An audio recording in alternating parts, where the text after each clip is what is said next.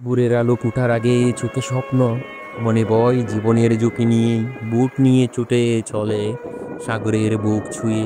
চারিপাশে শুধু নোনা জল, আকাশের মতো অনৈচ্ছিক ভাগ্য। তবু থামে না তাদের পাইজার শব্দ। পেটের দায়ে ঝুঁকি নিতে হয় প্রতিদিন। বড় বড় ঢেউ যখন নৌকাকে কাঁপিয়ে দেয়, তখন শুধু আল্লাহর নামেই ভরসা।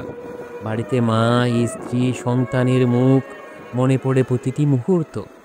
মাছ না পেলে হতাশ হয়ে ফিরে আসে, তাদের মুখে একটাই কথা, আজও খালি হাতে ফিরেছি ভাই, কিভাবে চালাবো ঘরটা বুঝি না। তবুও হাল ছাড়ে না এ মাঝির দল।